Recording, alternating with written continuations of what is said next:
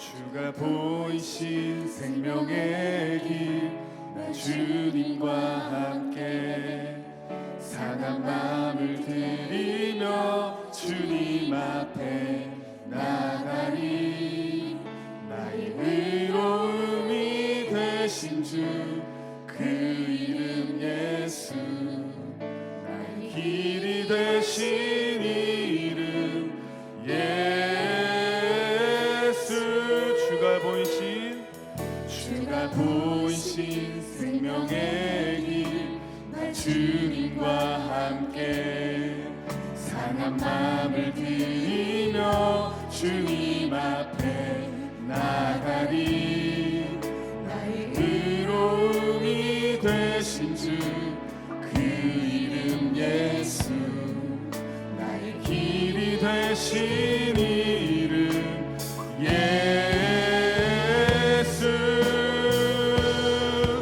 나의 길 오직 그가 하시나니, 나를 단련하신 후에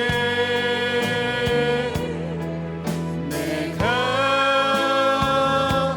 정금같이 나오리라.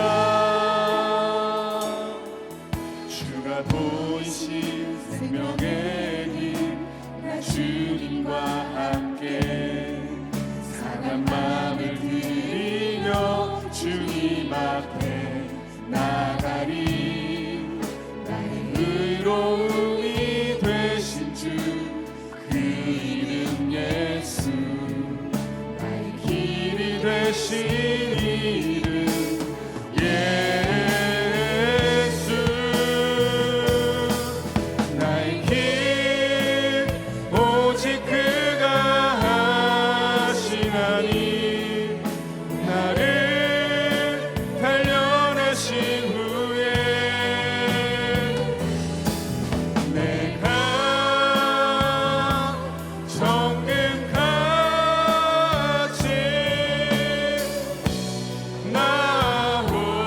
나오리라.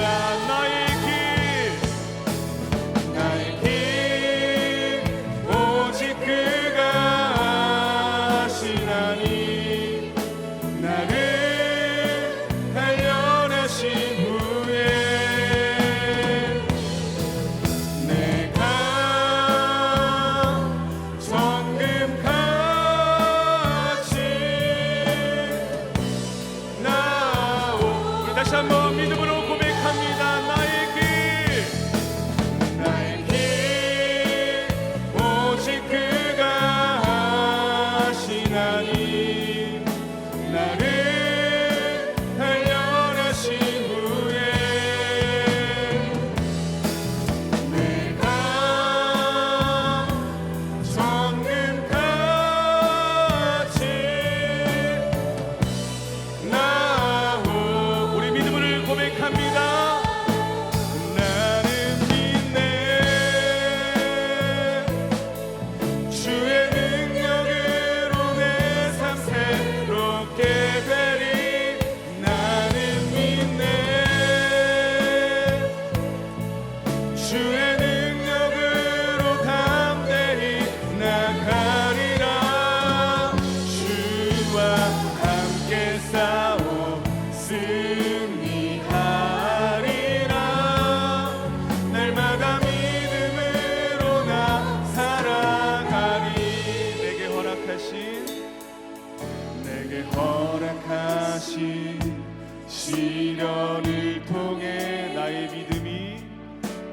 믿음 더욱 강하게 자라나고, 험한 산과 골짜기 지나는 동안 주께 더 가까이 나를 이끄시네. 내가 겪는 시험이 어렵고 힘겨워도 내 주님보다 크지 않네. 내 앞에 나가가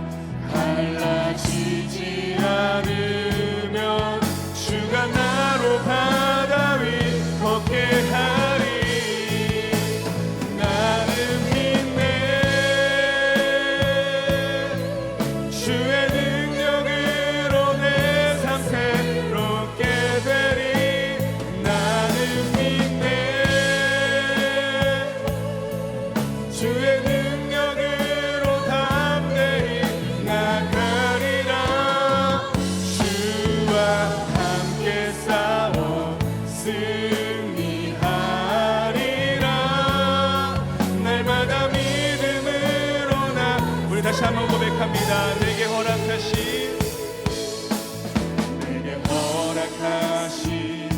시련을 통해 나의 믿음 더욱 강하게 자라나고 험한 산과 골짜기 지나는 동안 주께 더 가까이 나를 이끄시네. 내가 겪는 시험이 어렵고 힘겨워도 내 주님보다 크지 않네. 내 앞에 바다가 갈라지지 않으면 주가 나로 바다 위 걷게 하리. 나는 믿네. 주의 능력으로 내 삶 새롭게 되리. 나는 믿네.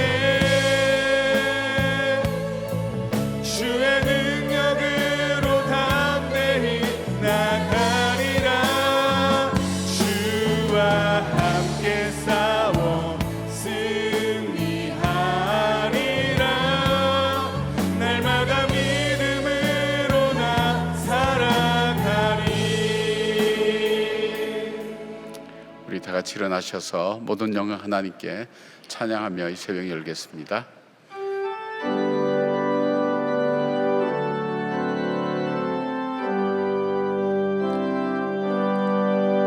모든 영광을 하나님께,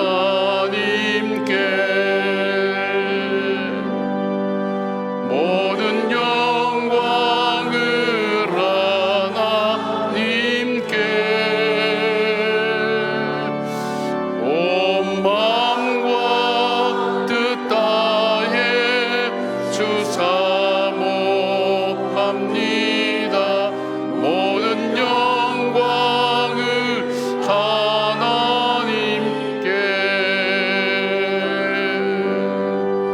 예수님 찬양 받으소서. 예수님 찬양 받으소서.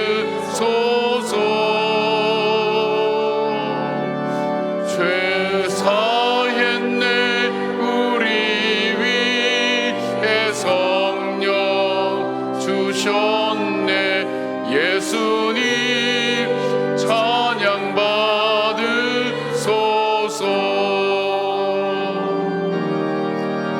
위로의 성령님이시여,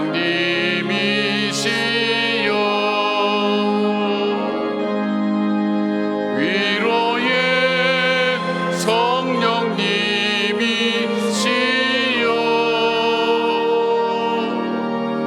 우리 안에 계셔서 늘 인도하셨네. 위로의 성령님이시여.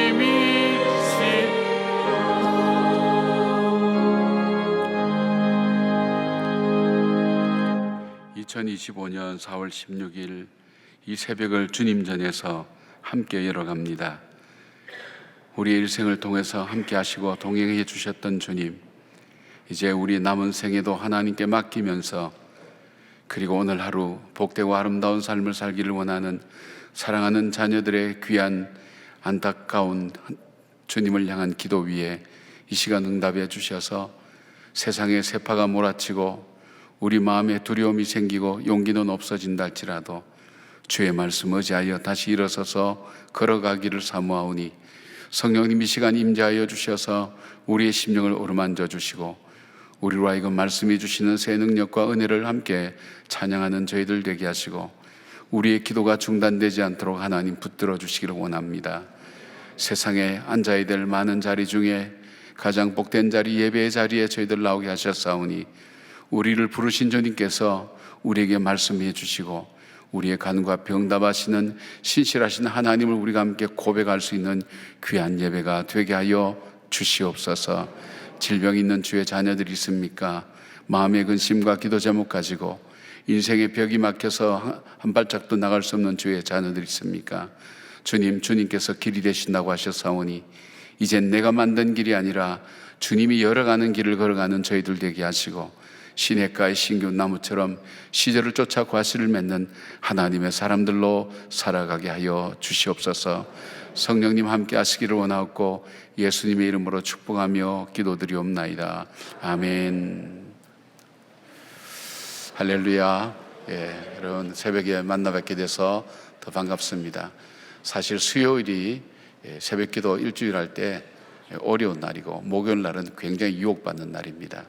그래서 이틀만 잘 지나면 한 주일 여러분 완주하겠다는 그런 마음이 그대로 잘 여러분 몸도 따라올 겁니다. 그러니까 오늘 내일은 의지를 많이 발동하셔서 오셔야 됩니다. 오늘 오신 분들은 좀 특별한 분들이니까 좌우로 보면서 잘 오셨습니다. 그렇게 인사하십시다. 잘 오셨습니다. 정말 잘 오셨습니다. 고맙습니다.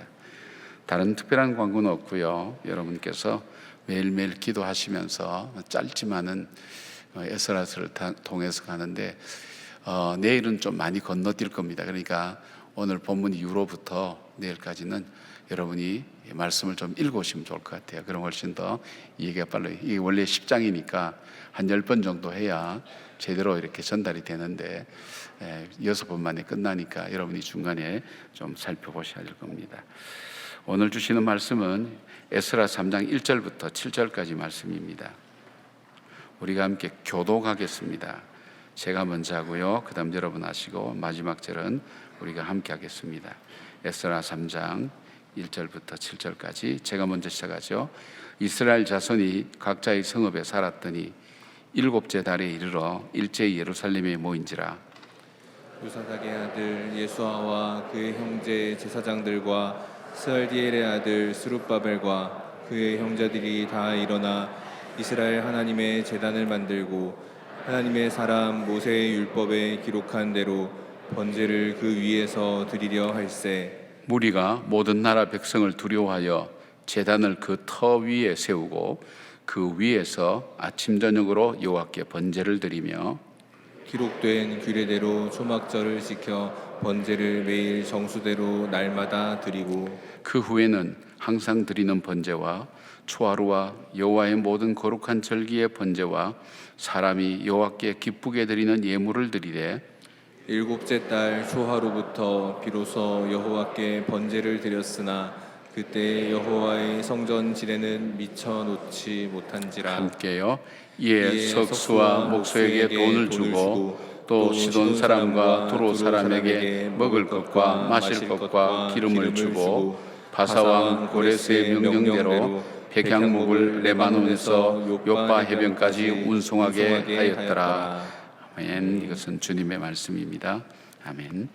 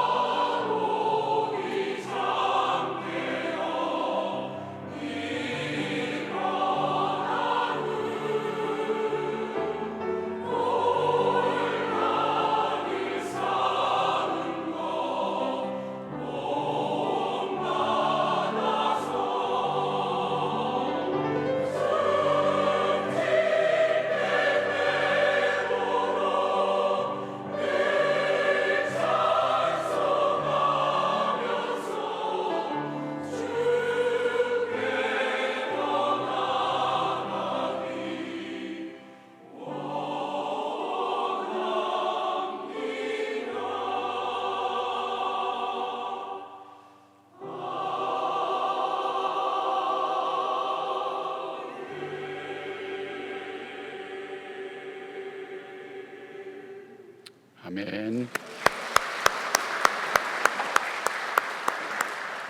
새벽에 저 목소리가 얼마나 아름다운지 모르겠어요. 고맙습니다. 오늘 더 특별히 잘하신 것 같아요. 오늘 잘하셨다고 이렇게 칭찬하고 격려하는 것은 내일 모레 두고 보겠다는 뜻이네. 너무 고맙습니다. 1620년 꽤 오래전 얘기죠.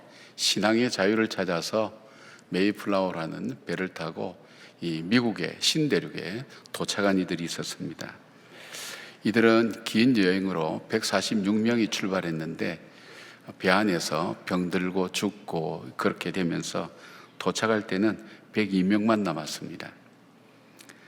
그들이 도착할 때가 1620년 11월쯤 됐으니까 이 미국의 동부의 날씨가 굉장히 춥죠. 이 매사추세츠 그 주의 케이프 코드에 도착했는데 청교도 중에 윌리엄 브래드포드라는 분들이 그 미국에 도착해서 첫인상을 이렇게 기록했습니다. 넓은 고난의 바다를 지난 후 우리는 이제 환영해주는 친구도 없고 즐길 것도 없고 날씨에 지친 몸을 쉬게 할 여인숙도 없는 곳에 도착했다. 집도 없고 도움을 청할 마을도 없으며 인디언들은 언제라도 우리의 몸에 화살을 퍼볼 준비가 되어 있었다. 이곳의 겨울은 살을 애는 듯 지독하며 잔인하고 날카로운 눈보라가 언제라도 들이닥치리라는 것을 알고 있기에 우리는 날씨에 겁먹은 얼굴로 서 있다. 도착했던 그때부터 다음해 봄까지 3분의 1이 더 죽었습니다. 겨우 50명만 살아남았죠. 그들은 봄이 되자마자 땅을 일구어서 씨앗을 심고 농사를 시작했습니다.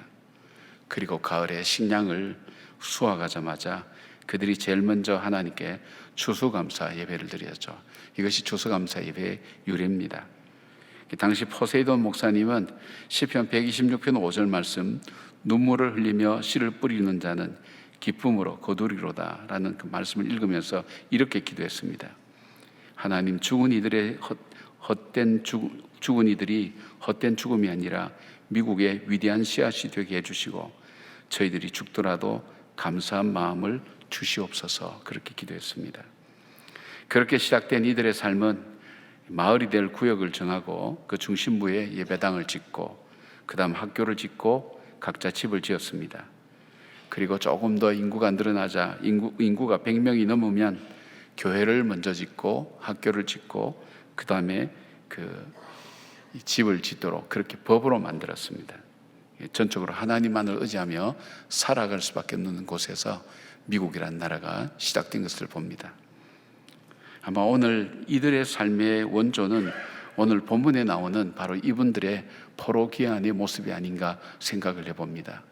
4개월간 1600km를 강도와 지형과 날씨에 여러 가지 변화무쌍함에도 불구하고 물론 어린아이도 있었고 연약한 분들도 연세 많은 분들도 있었을지 모르겠지만 그분들이 함께 도착해서 바라본 고향 땅은 폐허였습니다.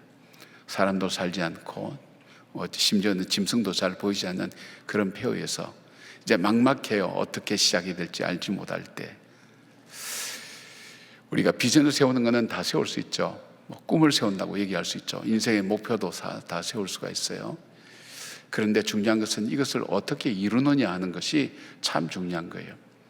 내가 정말 좋은 그리스도인으로 살아보겠다 이런 결심도 하게 되고 내가 이번에는 정말 새롭게 내 건강을 좀 돌보겠다 이런 것도 있고 어떻게 하면 내가 참 이 어려운 가운데서도 믿음 생활하겠다 이런 마음을 여러분이 먹지만 이것이 이제 현실적으로 어떻게 시작해야 될지 무엇부터 시작해야 될지 이들은 성전 건축이라는 사명 그러나 겉으로 보기에는 성전 건축이지만 사실상은 성전 건축을 넘어서서 본질적인 예배 하나님이 받으신 예배 삶과 예배가 일치가 되는 그런 예배를 세우고 또 그런 예배를 드리는 공동체를 새롭게 만들기 위해서 이 땅에 왔어요.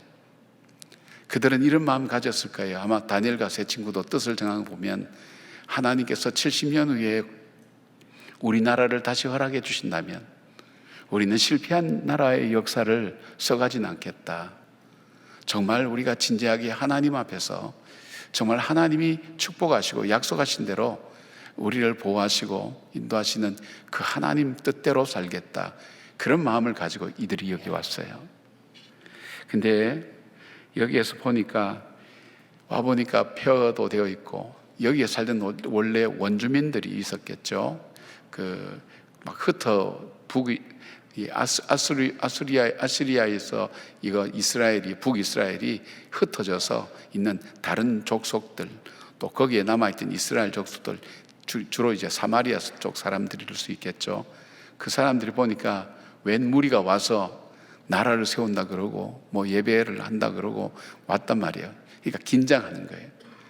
그들이 위협이 있었어요. 언제든지 그들을 공격할 수 있는, 그들은 군대도 갖추고 있었고 조직도 있었지만, 여기는 그냥 5만 명 중에 그렇게 뭐 이렇게 다 있어, 제사장들만 10분의 1이니까 뭐 전쟁을 위해서 온 사람들은 그렇게 뭐 없었어요. 자, 이 가운데서 어떻게 시작했을까? 여러분이 어떤 목사님들이 교회 가면 또 그래요. 저도 처음 왔을 때 그랬고요. 처음 와서 하지 못하면 목회하는 동안 못하는 게 있어요. 그리고 처음 와서 해야 하는 것을 꼭 해야 돼요. 근데 하지 말아야 될 것을 하게 되면 어려움이 생겨요. 그런 어려움들이 있어요. 마찬가지죠. 여러분들이 어떤 일을 시작할 때 어떤 계획을 먼저 세워야 될 것인가, 이들의 삶을 보면서 오늘 정말 나에게 오늘부터 내 새로운 인생이 주어진다면 나는 이렇게 살아야 되겠다, 혹시 그런 마음을 여러분이 오늘 갖는다면 이번 새벽 기도를 통해서 내 삶이 뭔가 달라져야 되겠다, 그렇게 생각한다면 뭐부터 해야 될 것인가, 바로 이들을 통해서 우리가 함께 나누기를 원해요. 첫 번째로 이들이 한 것은 비전 공동체를 넘어서 사명의 공동체를 이루었어요. 그러니까 비전을 세우죠. 꿈을 세워요. 꿈을 세우는데 이 꿈을 이제 구체적으로 이루기 위해서는, 이 꿈을 이루기 위한 사명 공동체로서의 삶의 전환이 일어나야 돼요. 내가 이것을 해야 돼, 이것이 내 삶의 우선순위야 하는 그런 부분이죠. 1절에 보니까 이스라엘 자손이 각자의 성읍에 살았더니 7째 달에 이르러 일제 예루살렘에 모인지라, 그렇게 되어 있어요. 비전을 따라 여기까지 왔어요. 그러나 긴 여행과 아무것도 없이 폐허가 된 각자의 고향, 각자의 살던 지역으로 그들이 흩어져서 정착하고 있었어요. 그런데 3절 보니까 그렇게 됐어요. 무리가 모든 나라 백성을 두려워했다고 말씀드렸어요. 제가 말씀드렸죠. 이들은 두려워했다. 그럴 때에 이들이 한 일은 일제히 모였어요. 여기 일제히라고 한 단어는 어떤 뜻을 이야기하는가 하면 한 사람이 움직이는 것처럼, 그러니까 이 5만 명이 왔는데 한 사람이 움직이는 것처럼 그들이 움직였다는 거예요. 마음이 공통적으로 모였죠. 그들 속에 이제 이렇게 움직이는 그 어려움인데, 성경은 이렇게 얘기해요. 주변에 두려움이 있었는데도 불구하고, 주변에 두려움이 있었다. 그들이 함께 모여 비전을 이루어가는 사명 공동체로서의 마음을 서로 격려하면서 모였습니다. 함께 모인다는 것이 참 중요해요. 함께 모여서 서로 격려한다는 것. 저희들이 한 사람처럼, 한 사람이 움직이는 것처럼 똑같은 마음으로 다 모여서 하나님 앞에서 우리는 사명 공동체로서의 전환이 저들 속의 만남으로부터 시작됐습니다. 초대교회에 수많은 박해와 위협이 오고 갈 때 사도들과 믿음의 지도자들이 이 서신서를 통해서 그들을 권면한 것이 뭐였냐면, 모이기를 힘쓰라고 그랬어요. 흩어지지 말고 모이기를 힘쓰라. 히브리서 10장 25절 보니까 모이기를 피하는 어떤 사람들의 습관과 같이 하지 말고 오직 권하여 그날의 가까움을 볼수록 더욱 그러하자.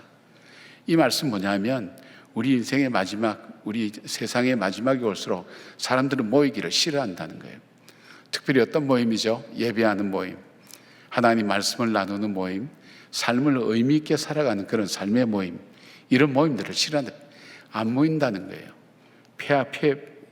그들이 폐하는 어떤 사람들의 습관과 같이 하지 말라고 그렇게 얘기합니다. 우리는 코로나를 거치면서 함께 모여 기도하고 예배하는 것이 중단될 수밖에 없어요. 뜻밖의 사건이었죠. 이 코로나를 지나오면서 남는 것이 뭐냐면, 각 교회마다 차이는 있지만 한국 교회가 거의 30%에서 50% 인원이 줄었어요. 그리고 온라인 예배를 드리는 혼자 지내는 교인들이 많아졌어요. 왜일까요? 이유를 분석해봐요. 그냥 해보면 그들은 신앙생활에 비전이 없었어요. 비전을 세우지 못했어요. 그리고 그 비전을 이루기 위한 사명감이 결여되었고, 그렇게 해서 왔다 갔다 하는 사람들, 그분들은 다 떨어져 나갔어요. 왜냐하면 어려움이 오고 위기가 오고, 또 그냥 습관처럼 계속 나왔는데 이제 나오지 못하니까 안 나오고 편하게 되고, 온라인 보는 것이 물론 상황이 나오실 수 있는 형편이 못 되는 건강에 어려움이 있는 분들도 있어요. 그러니까 안 나오는 게 편한 거, 집에서 그냥 잠옷 입고 예배 드리는 게 훨씬 편하거든요. 그러니까 안 나오게 되는 거예요. 다 떨어져 나갔어요. 그런데 성장한 교회들이 있어요. 성장한 교회들은 뭐냐면, 이 목장 모임이나 소그룹을 했던 교회는 흩어지지 않았어요. 그리고 그들의 믿음은 더욱더 단단해졌어요. 그들이 모여서 무엇을 했게요? 한번 생각해 보세요. 그들이 목장 모임하면서 무슨 얘기를 했게요? 서로가 격려하죠. 어떻게 격려하죠? 믿음으로 격려하죠. 함께 기도하죠. 서로를 붙들어 주는 거예요. 왜냐하면 세상이 두려워요. 사는 것이 두려워요. 인생을 걸어가는 것이 쉽지 않아요. 정말 이런 어려움 저런 어려움이 다가와요. 그런데 어디 하나 기댈 데 없으니까 어떻게 합니까? 세상의 사람들은 술로 보내기도 하고, 나름대로 자기가 즐거운 시간을 갖기도 하고, 그렇게 하면서 인생의 의미를 찾는 거예요. 그러나 이 속에는 참된 의미가 없어요. 그러나 함께 모여서 함께 예배 드리고 서로 격려하고 기도하는 것, 전에는 그냥 일상적인 얘기만 했는지 모르지만 이 위기 앞에 그들은 서로를 붙들어주는 얘기를 하면서 이 코로나를 지내온 거예요. 그런 교회들은, 그런 목장들은 결속이 더 굳건해지고 신앙으로 더 많이 나가는 걸 볼 수 있어요. 그래서 코로나를 지내면서 신앙이 양극화되었어요. 정말 열심히 믿는 사람은 더 열심히 믿고, 그렇지 못한 사람은 떨어져 나가고 의미를 찾지 못하고 방황하게 되는 거예요. 돌아온 데까지는 시간이 꽤 많이 걸리죠. 여러분, 포로로 귀환한 이스라엘 백성들 속에 어떤 마음이 들어갔을까요? 우리가 와서 중요한 것은 생존해야 되잖아요. 생존을 위한 준비를 해야 되잖아요. 움막이라도 만들어 놓고 거기에 살 집이라도 만들어야 되고, 앞마당에 풀이라도 뽑아내야 되고, 땅도 골아야 되니까 그 일이 적은 일이 아니었을 거예요. 근데 그들 속에 어떤 마음 들어갔느냐? 우리가 이렇게 생존의 문제만 급급하다가 우리가 왜 이곳에 보내졌는지, 우리가 어떤 공동체인지 하는 그 본질을 잃어버리지 않을까 하는 두려움이 그들 속에 아마 찾아왔을 거라고 생각해요. 여러분은 그런 생각 해본 적 없습니까? 야, 이렇게 살다가는 내가 내 인생 제대로 한번 살지도 못해 보겠다. 그냥 닥치는 일만 하나 둘 처리해 나가는 이 과정 속에 내가 정말 해야 될 일들, 그런 의미 있는 일들을 나는 하지 못하고 인생 끝내겠다는 그런 위기의식이 올 때가 있단 말이에요. 그리고 또 뭘까요? 그들이 정말 하나님께서 우리에게 이 사명을 가지고 보내주신 하나님의 성전을 건축하고, 정말 예배다운 예배와 삶이 이어지는, 그래서 우상숭배를 멀리하고 하나님 말씀과 규례대로 따라서 우리의 삶을 새롭게 리셋한다 그러죠. 새롭게 만들기 위해 하나님 보내주셨는데 우리가 이렇게 살아서 되겠느냐? 이 마음이 그들로 하여금 일제히 모이게 된 마음이 된 거예요. 일제히 그들이 모였어요. 두려워하면서 모였어요. 그렇잖아요. 이스라엘이 미스바로 모여라 그래서 사무엘이 미스바로 모였더니 블레셋 사람들이 그 얘기를 듣고 전쟁을 일으키잖아요. 쳐들어오잖아요. 마찬가지예요. 모일 때 두려워하는 거예요. 쳐들어오는 거예요. 사랑하는 여러분, 우리가 비전 없이 살면 사는 대로 생각하게 되고요, 현실 문제에 늘 끌려다니게 되어 있어요. 그러나 비전을 가지고 살면 비전을 따라 사명의 생각이 그 마음속에 찾아오게 되어 있습니다. 삶의 현장을 하나님 나라로 만들어가는 그 사명을 우리는 함께 외치면서 나가고 있어요. 내가 살아가는 가정, 내가 살아가는 직장, 그리고 우리가 사는 이 시대를 정말 하나님이 통치하시는 의와 희락과 화평의 나라로 만들어가는 사명을 우리는 이 시대에 부름을 받았어요. 이대로 살다가 하나님께서 내게 주신 이 삶의 일들을 이루지 못하고 내가 이 땅을 떠나는 것은 아닌가, 이대로 내 인생이 저무는 것은 아닌가, 그런 위기의식을 여러분 함께 느낄 때가 있습니까? 제일 먼저 해야 될 것은 신앙의 공동체로 서로 만나는 일입니다. 영적으로 서로 교제하는 일입니다. 그래서 목장 모임하면 세상 얘기를 하면 안 돼요. 세상 얘기는 밖에 나가서 얼마든지 할 수가 있어요. 하나님이 내 삶 속에 행해오신 일들, 하나님의 약속을 붙들고 그 약속을 통해서 우리가 현실 속에 파묻혀서 잊혀져가는 우리의 비전, 우리의 사명, 하나님께서 나를 불러서 정인 삼기를 원하셨던 그 부름 앞에 서로 격려하고 도전하며 일어서서 그들이 걸어갈 수 있도록 함께 붙들어주는 역할을 해야 되는 거예요. 그것이 바로 목장의 역할이고 공동체의 목적이에요. 모였어요. 모인다는 것이 참 중요해요. 그들이 하나님 말씀을 나눌 때 은혜와 평강이 넘쳤어요. 두려움을 이겨나갈 수가 있었어요. 그리고 그들이 진정으로 사명을 위한 공동체로 그들이 세워져 나가기 시작했어요. 두 번째도 이들이 한 것은 하나님과 교제하기 시작했어요. 3절 보니까 무리가 모든 나라 백성을 두려워하여 제단을 그 터 위에 세우고 그 위에서 아침 저녁으로 여호와께 번제를 드리며 그리 되어 있어요. 그들이 두려워할 때 했던 게 뭘까요? 두 가지 두려움을 얘기했죠. 적들의 외부의 다른 나라 무리들이, 거기 살고 있는 무리들이 공격해 올까 하는 두려움도 있고, 또 하나 내면적인 두려움은 내가 이렇게 살다가는 생존의 문제만 계속 고민하고 걱정하고 살다가 하나님께서 내게 주신 사명을 잃어버릴 수도 있겠다는 그 위기의식, 그 두 가지가 그들로 하여금 하게 한 것이 뭐냐면 하나님과 교제하기 시작했어요. 하나님과 교제하는 게 뭐죠? 예배입니다. 근데 여기 우리가 꼭 봐야 될 것은 제단을 세웠어요. 제단을 세웠어요. 그 터 위에 세웠다 그랬어요. 이 정관사는 지정된 장소를 얘기하는 거예요. 그 터 위에. 근데 이 터라는 것이 뭐냐면 그 터에 세웠다는 이 터가 어떤 터냐면 옛날 솔로몬 성전이 있던 그 제단, 바로 무너진 그 제단에 그들이 다시 제단을 세웠다는 거예요. 이 터가 어떤 터인가 하면 솔로몬 성전이 있다가 무너진 곳인데 아무데나 제단을 세우지 않고 그 터 위에 세웠는데 하나님과 교제가 가능한 곳은 바로 이 터에만 세워져야 되고 이 터가 유일하죠. 좀 더 의미를 살핀다면 솔로몬이 세운 성터는 어떤 성터입니까? 이 역대하 3장 1절 보니까 이런 말씀이 있어요. 솔로몬이 예루살렘 모리아산에 여호와의 전 건축하기를 시작하니 그곳은 전에 여호와께서 그 아비 다윗에게 나타나신 것이요 여부수 사람 오르난의 타작마당에 다윗이 정한 곳이라고 그렇게 말씀합니다. 이 사건을 여러분 아시죠? 다윗이 이제 안정기에 들어갔어요. 주변의 적들도 점령하고 자기 왕권도 강건해지고 할 때 사단이 그 속에 들어갔어요. 사단이 충동질했다 그랬어요.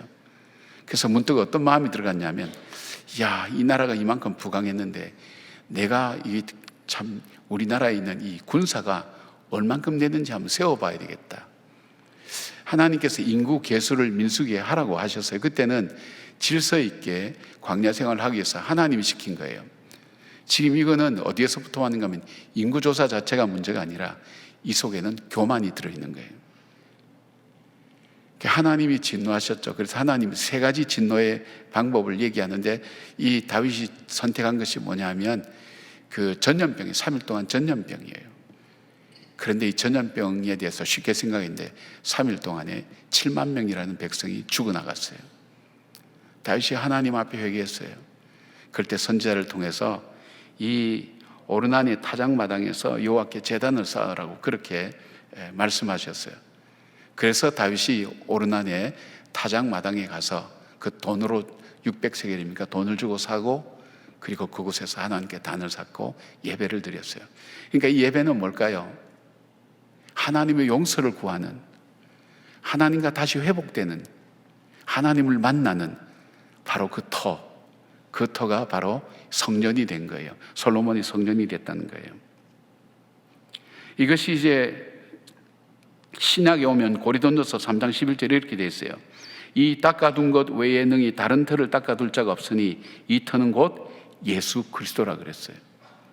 예수 그리스도만이 내가 하나님을 만나고 여기에 용서가 있고 하나님과 교제할 수 있는 것이 바로 예수 그리스도의 터 위에 세웠다는 거예요. 그렇다면 우리의 삶이 어떻게 바뀌어야 될까요? 예배 드린다는 건 뭘까요?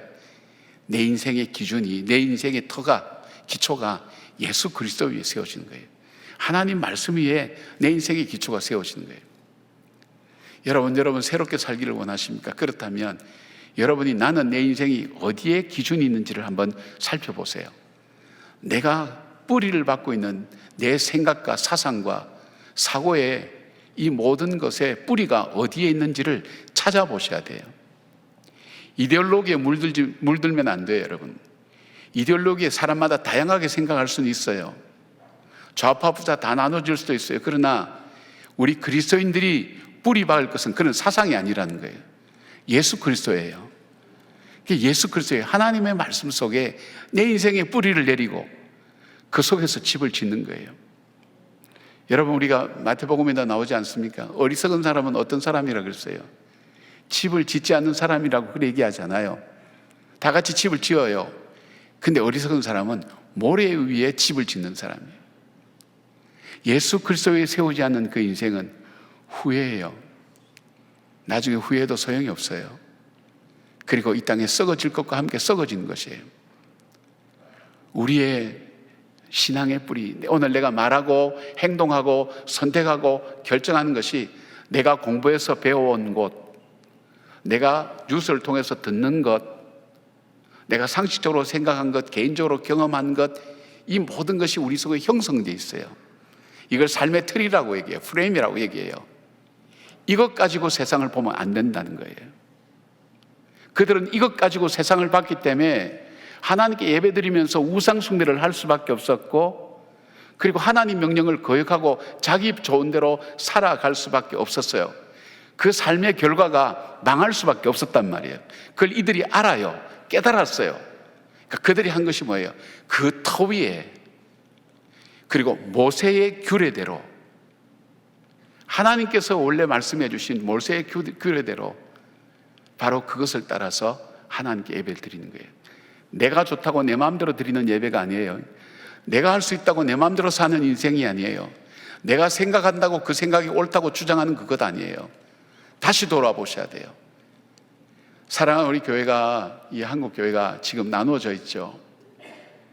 한국 자체가 지금 나누어져 있죠. 남과 북도 나누어지고 동서도 나누어져 있고 계층별로도 나누어지고 연령별로도 나누어지고 남녀가 나누어지고 다 이게 갈라치기에 여기 들어가는 거예요. 그러니까 우리 이 청년들이 결혼도 하지 않고 자녀도 낳지 않고 하는 이 모든 것이 사실 보면 성경하고 다른 거예요. 시대 흐름 앞에, 이게 포스트 모더니즘이라 그러죠. 요즘에 흐르는 사상. 여기에 뿌리를 두고 여기에 근거를 두고 내 삶의 근거를 두면 안 된다는 거예요. 어떻게 돼? 하나님 말씀 앞에 예수 그리스도의 내 인생의 뿌리를 두고 그 말씀이 오늘 나에게 뭐라고 말하게 하는가, 뭐라고 생각하게 하는가, 이 말씀 나에게 어떻게 가게 하는가, 그렇게 가기 위해서 어떻게 하라 그랬어요? 바울은 자기를 쳐서 복종시킨다 그랬어요. 자기가 자기를 때려서 멍이 들도록 그렇게 때려야 내가 말씀에 순종할 수 있는 거예요. 내가 보기에 좋은 대로 이래 세상은, 교회는 이렇게 해야 된다, 이렇게 주장하는 분들 많았어요. 교회는 어려운 사람들을 위해서 도와야 된다, 다 맞는 말이에요. 그러나 그보다 더 근본적인 것은 예수 그리스도의 이 터 위에 내 인생에 뿌리가 있는가. 뿌리가 있다는 건 뭐예요? 생각이나 사고나 결정이나 선택이나 살아가는 삶이 그 위에 있는가. 바로 이들은 그 위에, 그 터 위에 세웠다 그랬어요.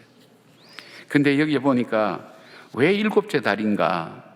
그들이 무슨 겁이 나서 모이고 함께 모이자 해서 모였는가? 무슨 사이렌 소리가 울렸나? 그게 아니라 7째 달은 종교적으로 7월 달이지만은 민간적으로는 1월이에요. 1월.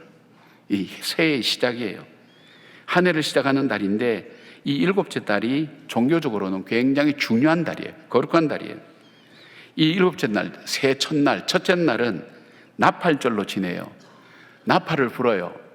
이 양각 나팔로 제사장들이 나팔을 불면 이 나팔 소리는 뭐냐면 하나님 앞에 우리가 다시 서 있는지 바로 서 있는지 다시 우리가 한번 점검해 보자. 하나님의 경고, 하나님의 말씀 앞에 우리 삶이 어디서부터 잘못되어 왔는지 우리가 이제는 일깨워져서 다시 한번 의식적으로 한번 돌아보자. 우리가 송구영신 예배 드릴 때 우리 지나온 삶과 살아갈 삶을 돌아보듯이 정말 내가 바로 살아왔는지 하나님의 말씀대로 살아왔는지를 돌아보자는 의미에서 나팔을 울려요. 그리고 이때부터 10일간 동안 회개 운동을 해요. 그리고 10일이 되면 대속죄일이에요. 대속죄일은 뭐냐면 대제사장이 1년에 단 한 번 지성소에 들어가서 백성들의 모든 죄를 짊어지고 하나님 앞에 용서함 받고 회개하는 그 시간이에요. 자, 이들에게 이 의미가 어떨까요? 자, 이제 하나님의 역사가 내 인생 속에 시작됐다. 우리의 삶 속에 시작됐다. 이제는 하나님 앞에서 우리가 어떻게 살아왔는지, 하나님 앞에서 우리가 어떻게 살아갈 것인지 하는 부분을 다시 돌아보자. 우리가 하나님 앞에 다시금 돌이키자. 그들이 회개할 때 어떻게 회개했을까요? 자신들만 했을까요? 이 어두운 역사 70년의 포로 생활, 아니 그 이전에 왕정시대에 겪었던 하나님을 거역하고 우상을 숭배했던 그 모든 자기 조상들이 지은 그 죄악을 함께 내어놓고 회개하고 10일 날 대속죄일, 물론 재단이 없어서 그건 못 드렸겠지만 이 바로 예수 그리스도의 터 위에 그들이 그렇게 했단 말이에요. 그리고 7월 15일부터 초막절을 지내게 되어 있었어요. 새해 첫날부터 그들은 하나님께 제사를 드리고 매일 번제와 예물을 드리면서 하나님께 나갔죠. 이 바벨론에 있을 때는 여러 신들의 신전이 있었어요. 50개의 신전이 있었는데 그 중에 가장 유명한 신전이 아슈타르라고 하는 풍요와 전쟁과 다산의 신입니다. 그 외에 180개의 산당이 있었고 작은 신들의 단이 300개고 상위 50위 안에 들어가는 신들을 위한 제단이 무려 1200개나 있었다는 거예요. 이거는 뭘까요? 그들이 볼 수 있는 제단은 여기저기 우상의 제단을 볼 수 있었어요. 그러나 신앙을 가진 사람들은 자기들이 섬길 그 여호와 하나님을 위한 제단은 없었어요. 그런데 하나님께서 말씀하신 이 예루살렘 그 터에 돌아와서 거기에서 하나님께 제사를 드릴 때 그 사람들의 감격이 얼마나 놀라울까요, 여러분? 이전에 상상도 하지 못한 일들, 어느 날 선물처럼 다가왔던 하나님의 그 해방의 소식, 그리고 고레스 왕을 통해서 이곳에 와서 성전을 지으라고 해서 그들이 돌아와서 바벨론에서는 아무리 찾아봐도 여호와께 제단을 드릴 제단이 없었는데 그 많은 신전들도 있는데 이곳에서 여호와 하나님을 위한 그 제단이 세워져서 드리는 그 예배, 첫 예배. 여러분 혹시 개척교회 해보신 분들 계실 줄 알아요. 첫 삽들 때 그 감격 아세요? 첫 삽들 때 그 감격, 참 놀라운 거예요. 그들의 그 감격이 있었어요. 그들이 하나님과 교제하기 시작했어요. 이것이 제일 먼저 그들이 했던 일이에요. 사랑하는 여러분, 우리는 회복해야 될 게 참 많아요. 부부간에도 회복해야 되고 자녀관계도 회복해야 되는데 보면 자녀들 문제는 대체로 부부의 문제예요. 부부의 문제 보면 개인이 갖고 있는 상처의 문제예요. 제가 상담을 쭉 하면서 이렇게 보면 문제가 그렇게 귀결돼요. 그렇다면 중요한 것은 그 문제를 풀기 위해서 다른 거 풀지 않아야 돼요. 너 때문이야. 나는 내 마누라 때문에 내 인생 버렸어. 나는 당신을 남편으로 만난 것이 내 일생 일대 최대의 이 실패야. 이렇게 얘기하고, 어떻게 세상에 많은 자식 중에 저 자식이 내 자식일까? 자식들은 뭐라는지 아세요? 해필 수많은 부모 중에 왜 저 부모가 내 부모일까? 콩가루 집안이에요, 지금. 그럴 수 있어요, 살아오면서. 자기 주장 가지고, 자기 생각 가지고, 자기가 교육받은 대로, 자기가 양육받은 대로 그런 삶의 패턴을 가지고 살아가는 거예요. 그런데 그것이 하나님의 뜻과 다를 때에 돌이킬 수 있어야 돼요. 기준이 있어야 되잖아요. 그때는, 그전에는 기준이 없었는데 하나님 말씀이 기준이 되면서 자기의 삶들을 돌아보고 하나님 앞에 예배를 드리는 거예요. 그 감격적인 예배를 드리는 거예요. 여러분 심령 속에 정말 이 간절하고 절박한 이 예배, 우리 김요한 목사님 기도할 때 그런 기도합니다. 하나님, 오늘 예배가 인생에 처음 드리는 예배처럼 감격 있게 하시고 인생에 어쩌면 마지막 드리는 예배처럼 간절함으로 하나님 앞에 나갈 수 있게 해달라고 참 와닿는 그런 기도였어요. 오늘 이 예배가 여러분 삶 속에서 하나님과 교제하는 것이 시작되기를 바랍니다. 그것이 모든 것의 출발입니다. 자신을 돌아봐야 돼요. 나는 성질이 원래 이러니까 그 성질도 성령의 성품으로 바꾸셔야 돼요. 그러기 위해서는 어떻게 돼요? 물컵에 먹물이 있는데 이 먹물을 깨끗하게 하는 법은 깨끗한 물을 계속 부으면 나중에 깨끗해져요. 깨끗한 물이 뭘까요? 하나님의 말씀이에요. 말씀을 통해서 여러분 삶의 예배가 회복되는 그런 일들이 있기를 바랍니다. 그리고 세 번째는 그런 기록된 규례대로 초막절을 지켰어요. 이 초막절은 두 가지 의미를 가져요. 이스라엘 3대 절기가 있죠. 그 중에 초막절은 이스라엘이 출애굽에서 광야에서 거쳐왔던 죽을 수밖에 없고 생존할 수밖에 없는 그 가운데서 그 광야길을 무사히 건너오게 하신 그 하나님께 대한 감사가 그들 속에 있었어요. 또 하나는 이때가 수확기이기 때문에 이 초막절을 수장절이라고도 얘기하죠. 이 수확기이기 때문에 하나님께서 농사 지어서 땅에 쌓은 모든 소산을 가지고 하나님께 감사의 예배를 드리는 것이, 지키는 것이 절기예요. 그러니까 이들은 보통 정착한 다음에도 옛날 조상들이 사막에서 있었던 것처럼 장막을 치고 그 속에 들어가서 생활하면서 그때를 다시 재현하는 거예요. 바로 인생길, 광야 같은 이 인생길 어떻게 살아왔지? 하나님의 인도하심과 보호하심과 공급하심이 없이는 살아올 수 없던 이 인생길, 하나님 지금까지 걸어오게 하신 하나님 감사합니다. 그러면서 그들은 뭐라고 얘기할까요? 하나님, 이제 나의 남은 인생도 하나님의 인도하심 속에 살기를 원합니다. 그 절기를 하나님 앞에 드린 것을 봅니다. 근데 에레미야 33장 10절에서 11절에 이렇게 말씀하고 있는데 제가 읽어드릴게요. 여호와께서 이와 같이 말씀하시니라. 너희가 가리켜 말하기를 황폐하여 사람도 없고 짐승도 없다 하더니 여기 곧 황폐하여 사람도 없고 주님도 없고 짐승도 없던 유다 성읍들과 예루살렘 거리에서 즐거워하는 소리, 기뻐하는 소리, 신랑의 소리, 신부의 소리와 및 만군의 여호와께 감사하라. 여호와는 선하시니 그 인자심이 영원하다 하는 소리와 여호와의 성전에 감사제를 드리는 자들의 소리가 다시 들리리니 이는 내가 이 땅에 포로를 돌려보내며 지난 날처럼 되게 할 것임이라. 여호와의 말씀이니라. 여러분 보세요.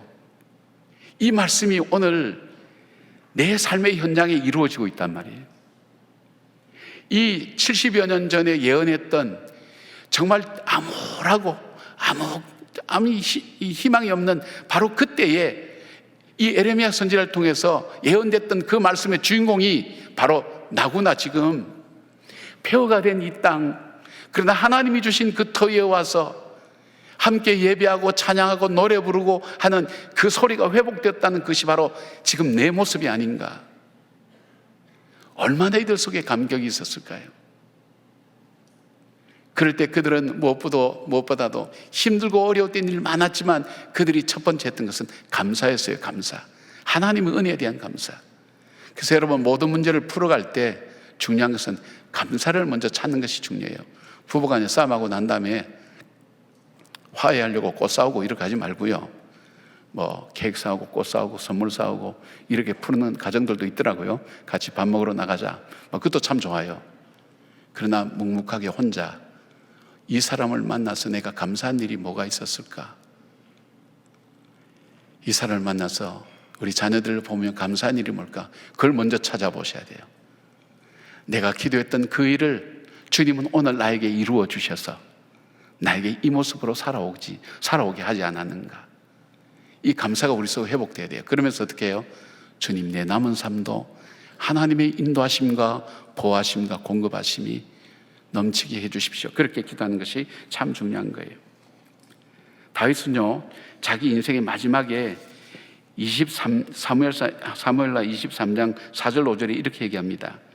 그는 돋는 해의 아침빛 같고 구름 없는 아침 같고 비 내린 후에 광선으로 땅에서 우미 돋는 새풀 같으리라 하시도다. 하나님께서 자기 삶 속에 그 공고하고 어려웠던 삶 속에 돋는 해 아침 빛같이 역사해 주셨다는 거예요. 내 인생이 캄캄해요. 어디로 가야 될지 알지도 몰라요. 세상은 다 죽은 것 같아요. 그러나 햇빛이 쫙 비춰오면서 길이 보여요. 이 빛으로 인해서 광합성 생명의 역사가 시작되는 거예요. 내 삶이 그랬다는 거예요. 한치 앞을 알 수 없는 그 막막함 속에서 주께서 비춰주셨던 그 길을 따라왔던 내 삶, 구름 없는 아침 같고 근심과 염려의 구름이 자고 일어나면 가득 있었지만 하나님께서는 그것을 다 거두어 주셨고, 내 인생이 지치고 힘들고 일어설 수 없고 무너질 수밖에 없는 삶 속에서 막 말라 비틀어진 풀이 비가 오고 난 다음에 햇빛이 비칠 때 파릇파릇 올라오는 새싹처럼 내 삶을 새롭게 해주셨다. 이 다윗의 고백이에요. 그리고 그 다음 이어서 이렇게 고백해요. 내 집이 하나님 앞에 이같이 아니하냐. 하나님이 나와 더불어 영원한 언약을 세우사 만사에 구비하고 경고하게 하셨으니 나의 모든 구원과 나의 모든 소원을 어찌 이루지 아니하시리라. 아멘입니까? 그렇게 되기를 바랍니다. 사랑하는 여러분, 우리는 꿈이 있어요. 우리 교회는 치유와 회복이 있는 교회, 성장이 있는 교회, 아름다운 유산을 물려주는 그 비전, 그것을 구체적으로 이루기 위한 우리의 삶의 목표가 삶의 현장을 하나님 나라로 만드는 거예요. 그걸 가지고 있어요. 이 꿈을 잃어버리면 안 돼요. 코로나 때 많이 잃어버렸어요. 하나님이 오늘 여러분들을 동안교회에 심어주시고 여기에서 생활하게 하신 것은 이 꿈에 대한 것을 이루기 위해서 하셨어요. 처음에 어떻게 해요? 그 터 위에 내 인생을 세워서 기도하시고, 그리고 감사로 여러분 삶을 돌아보시고 하나님 앞에 믿음으로 맡기는 삶, 그 삶이 계속되기를 바랍니다. 아멘. 기도하겠습니다. 아버지 하나님, 어디서부터 무엇부터 시작이 될지 막막한 인생을 살아가는 주님의 자녀들도 있습니다. 사업하려니 자금도 없고 대출받으려니 신용도 없고, 그리고 자금줄도 묶여있고 인간관계도 무너졌고 체력은 바닥이 나고 앞길은 보이지 않고 어떻게 시작해야 될지 모르는 주님의 자녀들이 있습니다. 이 시대를 살아갑니다. 캄캄한 시대를 살아갑니다. 그러나 주님, 우리가 함께 모여 주님께서 우리에게 주신 그 비전, 그것을 이루어가는 사명 공동체로서 우리가 설 수 있도록 도와주시고, 내 인생의 터가, 뿌리가 어디에 있는지를 살피고 예수 그리스도 위에 그 터를 세우고 주님 앞에 예배드림의 감격을 누릴 수 있도록 도와주실 뿐 아니라 나의 삶을 인도해 주신 하나님께 감사함으로 죽게 나가는 믿음의 사람 되게 할 때에 성령님, 우리에게 회복의 꿈을 주시고 회복의 은혜를 베풀어 주시고 아름답게 주 앞에 세워지는 주의 자녀들 되게 하시며, 서로 만나 피차 교제할 때에 이 하나님께서 우리의 삶 속에 역사하셨던 그 크고 놀라운 일들을 서로 자랑하고 격려하고 도와주는 귀한 살아있는 공동체가 되게 하여 주시옵소서. 현실 앞에 우리의 믿음이 흔들리지 않도록 우리를 붙들어 주시길 원하옵고 예수님의 이름으로 기도드리옵나이다. 아멘. 함께 찬양하십시다. 조금 빨리. 세상 흔들리고 사람들은 변하여도 나는 주를 섬기리. 주님의 사랑은 영원히 변하지 않네. 나는 주를 신뢰해. 오직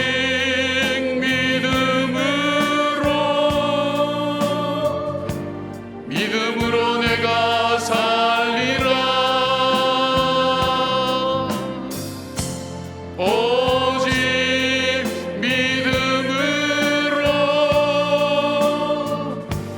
믿음으로 내가 살리라. 믿음 흔들리고 사람들 주를 떠나도 나는 주를 섬기리. 주님의 나라는 영원히 쇠하지 않네. 나는 주를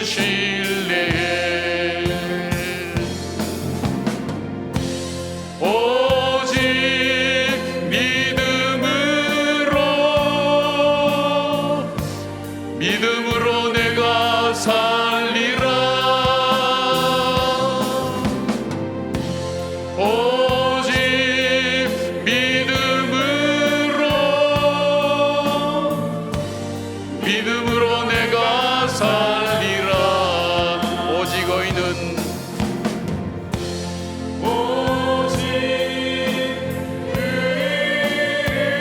믿음으로 말미암아 살리라. 믿음으로 말미암아 살리라. 오직 의인은 믿음으로 말미암아 살리라. 오늘 조금 늦었는데요. 이왕이 늦은 건데 한번 기도하고 우리 성전을 나갔으면 좋겠어요. 하나님 정말 믿음으로 살기를 원합니다. 내 삶이 예수 그리스도의 뿌리 박은 그런 삶으로 내 삶을 바꾸어 주시고, 내 습관과 내 사고의 가치 체계도, 그리고 내가 생각하는 세상을 보는 눈도 말씀 속에서 찾게 하시고, 다시 내 인생을 세워나갈 수 있도록 붙들어 주시고, 무너진 내 가정, 내 삶, 그리고 우리의 관계들 하나님 다시 회복시켜 주십시오. 하나님 앞에 규례대로 단을 쌓았던 그들처럼 내가 하나님 말씀대로 다시금 예배를 드리길 원합니다. 삶과 예배가 나누어지는 삶이 아니라 바로 이 예배가 내 삶으로 이어지고 삶 속에서 예수 그리스도의 그 비전과 꿈을 이루어가는 하나님의 사람으로 살게 하십시오. 적어도 이 꿈만은 꿀 수 있지 않습니까? 이 꿈만을 위해서 하나님께 기도할 수 있지 않습니까? 주님, 이제는 우리가 비전 공동체를 지나 사명 공동체로 하나님 앞에 섭니다. 그렇게 내 인생을 살게 하십시오. 우리가 손을 거 주여 세 번 크게 외치고 우리가 통성으로 기도하고 각자 기도하고 오늘 나가시면 될 것 같습니다. 함께 기도하겠습니다. 주여, 주여, 주여. 아버지 하나님, 오늘 이 새벽에 사랑하는 주님의 자녀들이 함께 모여 예배를 드립니다. 무너진 그 단 위에 새롭게 하나님 단을 세우고 하나님 앞에 다시금 이 땅을 허락해 주신다면 하나님과 하나님 교제가 끊어지지 않는, 하나님께서 원하시는 하나님의 말씀대로 살아가는 이 나라가 세워지도록, 이 공동체가 세워지도록 눈물을 흘려 기도하며 감격적으로 기도했던 그 하나님 이스라엘 사람들처럼 오늘 다시 한번 주님 앞에 우리의 소원과 마음을 묶어 올려드립니다. 아버지, 믿음으로 살기를 원합니다. 믿음으로 살기를 원합니다. 믿음으로 살기를 원합니다. 하나님의 말씀대로 살기를 원합니다.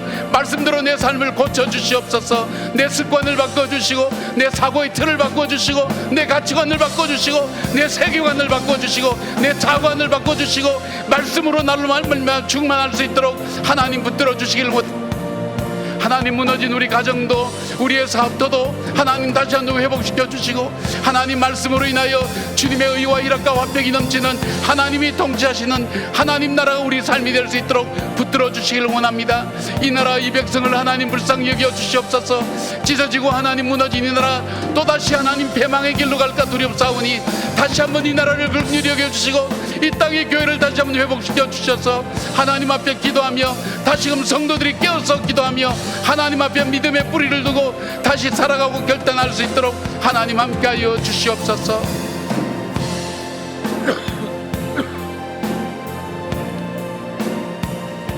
주여, 주여.